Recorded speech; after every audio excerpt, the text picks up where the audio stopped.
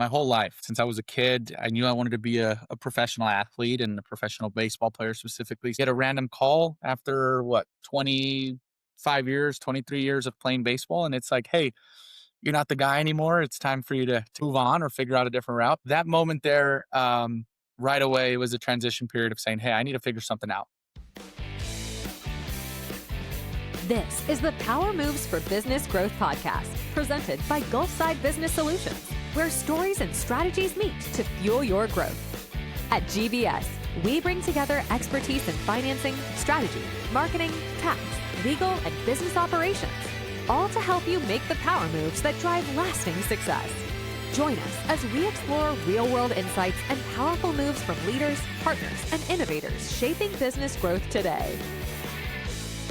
Welcome to the Power Moves for Business podcast, brought to you by Gulfside Business Solutions. I'm Joe Austin, the owner of CJA Business Strategy. My co-host is Herb Johnson. He's the Chief Strategy Officer at Gulfside Business Solutions. Herb, how you doing today? Doing great, Joe. Orlando, we're glad you're here. Yeah. We are. Yeah, very happy. On No, Power super. Moves, we interview business leaders and entrepreneurs to find out what power moves they've made to grow their careers. The goal is for you to discover at least one power move that you can make to grow your business as well. Our guest today is Orlando Garcia. He's an El Paso, Texas native. Before being drafted by the San Francisco Giants, he played shortstop at Texas Tech, where he was unanimous All Big 12 and a finalist for the Wallace Award for being the nation's best shortstop. Not too shabby. After Tech, he played 3 seasons in the minor leagues before retiring. Making the difficult transition from athletics to business, Orlando found a home with ADP, where he's been a rising star, winning multiple service awards. He is now the Elite Retirement Services District Manager for ADP. Quite the title. Orlando, welcome to Power Moves. Appreciate it, guys. Yeah, it's a pleasure. It's funny. I'm just glad you guys didn't pull up my batting average. That would have never You're a sat well shortstop. You don't have to hit. You don't have to hit. You're a shortstop. or my errors. I appreciate you, fluffing that piece out. So, yeah, man, thanks for that. But yeah, it's a pleasure. Super excited. Yeah, unanimous All Big 12 and Wallace finalist. That's all people need to know. That's the There you stuff go. right there. So Okay. typically Herb asks our first question, but I want to jump in today with my background in athletics because I want to ask it what I think is an important question. I understand the difficulties of transitioning from being an athlete to being a non-athlete. And I think a lot of our audience, even if they weren't athletes, will be able to relate to this because it's similar to a lot of major life shifts and major career shifts. Talk to us about how your baseball career wound down and what your transition to being in a non-athletic career was like. Was as difficult for you as it is for a lot of folks? And then how did you reestablish your identity as a non-athlete? That's a struggle for a lot of people. Yeah, no, it's funny you bring it up, but it's like my whole life, right? Since I was a kid, I knew I wanted to be a professional athlete and a professional baseball player specifically. So my whole life was always just building to get to that point, right? And obviously a higher level than what I did. And I can say I underachieved a tad here, but I think the biggest thing was, the transition was actually easier for me than I expected. Um, I actually thought it would take a little bit more out of me and a little bit more of a while for me to, get over that hump as far as the mental side of it. But I was super excited, man. At the point where I left, I truly felt like you know, I I did everything I could to be successful. I finally got to a level where guys' swings were a little bit better than I was. They're a little faster than I was. They can do different things. And so it's funny to look back and say, I'm glad that I got the experience. I enjoyed that piece of it. I wouldn't trade it in any other way. And then, now leading up to my own career, it was like, hey, you get a random call after 25 years, 23 years of playing baseball. And it's like, hey, you're not the guy anymore. It's time for you to kind of move on or figure out a different route. So that moment there, right away was a transition period of saying, hey, I need to figure something out. Right. And I was super excited to figure out what was next. And when I kind of relay that it was a little bit easier for me, I mean, again, man, I feel like, especially baseball, there's a lot of sports that are a little bit different, but baseball, you're put in a position to fail more times than not, right? Oh yeah. Your batting average, you can strike out 7 times and get 3 hits, and you're actually a really good hitter. So I failed a lot through all my time in athletics and sports, and I really had that approach that, I feel if I can work harder than everybody else, if I can show up on time, it'll translate. And that's exactly what it did in the real world, I guess you could say, right? I don't have to see a 98-mile-an-hour cutter anymore. It's more so just dealing with the day-to-day responsibility. So I've enjoyed it so far. But yeah, it was a good transition, and there's still times, man, where I you know, think about those moments and kind of big situations, and it's always fun to look back. But yeah, we're past that piece and kind of moving. Orlando, would you say that maybe the biggest power move that you learned during your time in professional sports was that failure is just part of the process? Absolutely, yeah. I think Absolutely. it's funny. It's easier to actually experience it, right, when you have your own failures and you kind of bounce back. And I mean, I again going back to the baseball game. I mean, again, the amount of times I've struck it out in a game, right, and then still have to go back and play defense, right, or vice versa, make an error and you still got to go up to hit. I think it was just something for me that I transitioned really well, but that's exactly what it is, man. It's got to keep moving, man. It might be a little corny and basic, but at the end of the day, I truly feel there's been some bumps of the roads that I've had to overcome. But ultimately, it's part of it. Yeah, Yeah, it might be corny and speak of basic, it. but I think it's something I that a agree with lot you. of people need to hear, especially maybe from Joe's generation down. Because with social media and the pressure and the way sports is today, there's a whole lot of kids, and they're all going for this apex here, Yeah. and unfortunately, a whole lot of folks don't make it. Hmm. But the lessons that you can learn going through that process are invaluable. There are more power moves to be made, and we're going to help you. Right now, Gulfside Business Solutions is offering all of their business strategy books free of charge. This includes the Power Moves book, two business strategy books from me at CJA Business Strategy, and a marketing strategy book from our friends at Tylerica Marketing Systems. This offer might not last, so get your free resources now. Go to gulfsidebusinesssolutions.com/resources. Now, back to the show. The amount of success that you've achieved at ADP, which is the largest, I think, the largest payroll supplier in the country, at your age is phenomenal.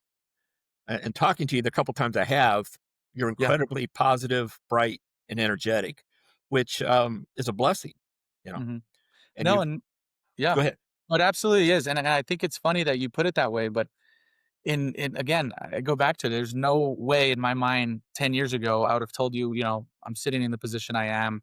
And I would have been like, no, I'm going to be a big leaguer. I'm going to be playing professionally. That's my only path. So I see that a lot with kids now. And even the times I have spent with, maybe some lessons in coaching with some of the younger generation, it's fun to see their mindset, right? They're hungry and they want one goal, right? They want to Right. go to D1 school and they want to go get drafted and it's the same dreams that I've dealt with. But I think that's the kind of cool experience that I can share too. And it kind of allows me to be a part of the game still, right? Being able to share, there's bigger Exactly. things and it's obviously set your mind to it and go make it happen. But ultimately, Orlando Garcia as a baseball player versus, a normal business situation is the same person, just a different field, I guess you could say. Right. Different field, and it's different, but yet the skill sets still apply. And Absolutely. I think that's what people need to hear. Yeah. You're a retirement planning expert. Yeah. Tell us about the changes in the 401k plan and how business owners can benefit from that. Because when you shared this with me initially, I was blown away because it's to me it's a game changer. It really Yeah. is for small There's business owners, especially. absolutely no. There's a lot of changes. I mean, there's going to be some more changes coming up, right? And it's just continuous constant change within the retirement space and that's why we try to help out as much as we can and interact with as many people as we can, and that's all it is, right? When we start dealing and having meetings with clients, it's really the aspect of saying, hey, we want to educate, right? This isn't to push you down a road that maybe you don't need or you don't necessarily want at the moment. It's all about education. You have the right education and the right team around you. I truly think the right decisions start to pan out, right? But as far as for some of the changes in the past couple years, I mean, there's a lot of credits, tax credits that business owners aren't aware of. There's a lot of tax credits that CPAs aren't aware of, right? And again, there's a handful of people. There's so many changes consistently coming out. It's hard to keep up with it, right? So that's kind of where I come in. But just to kind of give you a short film of it, um, the government passes this law in 2023. Okay, and it basically states if you're a small business owner and you're wanting to introduce a retirement account to your business, the employees, yourself as well, the government's now giving credits, right? And there's some logistics behind it of how much employees and all those salary amounts and all that good stuff. But they're basically giving credits back to implement and push business owners to put plans in place for their employees, right? So in the past, it used to be, hey, I can't afford a 401k, or I can't afford a simple IRA or business plan. Now it's, hey, I can't afford not to have one, right? Exactly. Because the same tax benefits are there. It's just now the government's incentivizing people to kind of do it a little bit more. So that's really the biggest one, and I'll throw that out there just so people out there can look into it a little bit, do some research, and of course we can have some conversations. But it's called the Secure Act 2.0. So any business owner introducing a retirement account, a small business owner, there's some credits out there that we can help you guys with. Well, tell us about the changes as far as like the number of people that it takes to do it now and the expense associated with it.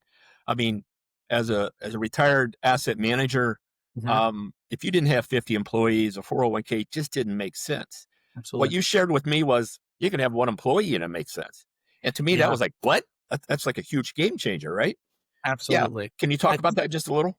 Yeah, absolutely. And I think it stems from the health insurance industry, right? The health insurance industry, you have to have at least two people within the small business, right, in order to participate and do all the logistics. Now with the 401k, anybody can have a 401k, right? Yeah. And there's different types of plans, different types of structures. And again, we could go on and on about really the logistics of the types of plans, but that's exactly what we do, right? Is we have a meeting depending on the client, we go over revenue, we go over, what their spouse brings in, any other streams, rental industries. So we go over and break down the full number and then we say, hey, a good plan, a 401k would look great. Simple IRA would look great. Just an individual retirement account would look great. So like it's really the conversations are dictated depending on what they need and not necessarily one product. Now, in a lot of cases, like we talked about, there are a lot of one person S corps that are perfect fit for some 401k action, right? Right. They're needing to flush out a good amount on the tax side. It's more so of a tax strategy. And I know we'll talk about this a little bit later, but I think from the standpoint of it, a lot of people think of it as hey, this is just a strict retirement account. And that's exactly what it is. But we pivot our mind a little bit and start educating a little bit more on the tax savings and the strategy that we can do as a business. That's what puts these plans in place. Right. And that could make the difference over time between a person being able to save enough money to retire and not, because you get the tax benefits of it, you get the deferred growth of it. And if it's cost effective to do, it's kind of a no brainer. Yeah, and I always say this too. I think this is kind of another little a line that I always mention, but it's not necessarily how much you put away into these retirement accounts, right? Right. It's literally how long you can leave it in. Exactly. And I think the biggest, the wonder of the world is compounding interest. And a lot of people don't understand the effects of what that can be because maybe taking out 100 to 1,000 to 5,000, 20,000 a year seems like a lot, but long term it might be something that, hey, you leave it in there 20, 30 years. I mean, there's a lot of good things that will happen in those accounts. So Yeah, there's things out there. I mean, like retirement accounts that you can set up for a kid, yeah, and throw a couple grand in it, and by the time they're 60, it's worth $1 million if it does 10%, which is absolutely. better than the S&P 500. So 100%. yeah, 100%. it's yeah, A lot of different accounts, a lot of different segues. It's just having the combos. And that's something I would say too is, pick each other's brains, honestly. Business owners, friends, partners, like I think a lot of people don't necessarily talk about it or share what they're doing. More so on the private sector, right? Just trying to make sure they're, everyone's staying in their lane. But I think what I've learned the most is just networking as much as possible. Hey, who did you connect with? And, how did you get to this point? Um, and that's kind of helped me along the way and just kind of build my knowledge on the space, but for sure. very good. Absolutely. Before I ask you what I'm supposed to ask you, I have one more baseball question. I Okay. love it. No, let's do it. So what were some of the songs that you used over the years for your walk-up music? It's funny. I'll tell you, there was a lot of in high school and college. I actually had this one song, okay, and it had a kind of little cool kick to it, and my brother actually used it, and so I just kind of kept it the whole time. It was a Jay-Z song. It was called Public Service Announcement. I don't know if anybody's ever heard it, but it was actually super Kurt cool because has it on loop, when he's lifting correct. weights. I, He's you listening know, that's We're both laughing because we've heard it. That's why. that's on her number one play. That's it. Yeah. Yeah. Yeah. But long story short, they used to call me O, right? That's my first name is just kind of short. And part of the song, it starts with it's allow me to introduce myself. My name is Hove, but it sounds like O, right? And so Yeah. throughout the time at Tech, it was actually hilarious because some of the main fans, they would start, it kind of got a little catchy with the verbiage there, but so that was always my thing. Now there always was a big Mexican culture, right, Hispanic culture in Lubbock, right, Yep. and so every now and then I'll throw on some old, some Mexican music, and my parents would come into town, and just kind of one of those things to throw out there, but it was primarily that Jay-Z song. Awesome. Very cool. Yeah, All right. cool. So you made it clear, which is useful information for a lot of folks, that any business, even a single person S corp, can do retirement planning and have retirement accounts. So let's go one level deeper. What are some of the key things? Are there more strategy or products that business owners and self-employed people should be doing, especially for folks that have gone to become entrepreneurs from the solo or from the corporate world? In the corporate world, they say, here's your choices, pick one. And now you Mhm. become an entrepreneur, you're almost like, wow, okay, I don't even know where to start. Yeah. Um, Number 1, I think really understanding the breakdown on the tax side, like just trying to educate a little bit more because and I mentioned a little earlier, and I'll kind of dive in a tad here. I tell a lot of S corps the conversation for S corps, when we start talking about a retirement plan, it's not necessarily I'm nervous about retirement, right? It's not necessarily I want to put away for the future and lock up my money in there, and that's what scares a lot of people with these retirement accounts. The conversation is around the tax strategy, right? How can we lower our taxes today, defer taxation, right? Mhm. How can we fund retirement accounts from the business, right? How can we use what we have in place, right, to actually execute those things? So when I start talking about that, the first 5-10 minutes of every meeting that I have is simply about, hey, let's learn or understand really what your taxes are, your gross net income, understanding a little bit about what you guys do, of course. But in reality, it's like, hey, what does the tax bill look like? Has your CPA walked you through a few of those, the rundowns and the breakdowns of, hey, if you maxed out a 401k or if you maxed out a simple IRA or an IRA, whatever that looks like, and a lot of times the answer is no, right? And so it's really just the education and understanding the tax side of things. Um, Now, as far as for any business owner, right? I think I want to peel back a second because there are a lot of great avenues. For instance, the Roth aspect, right? Right. A lot of ways you can put money away, pay taxes on it, and never pay taxes ever again on any of that, right? The Roth IRA, a 401k that has Roth contributions, right? Those are angles that not enough people take advantage of, to be honest. Um, and it's simply just forgotten about and left out of their normal day-to-day taxation conversations. CPAs should be bringing it up, bookkeepers should be bringing it up, but that's the number one thing I think personally. Those Roth avenues, if you don't have any IRA and you just want to start with something, you can go open up an IRA at your normal bank and set it up in 15 minutes. Put away 20-30 bucks and whatever you want to do with it. You don't have to start with a lump sum, but those Roth accounts are beautiful for a lot of those people that aren't necessarily in tune with the retirement space yet.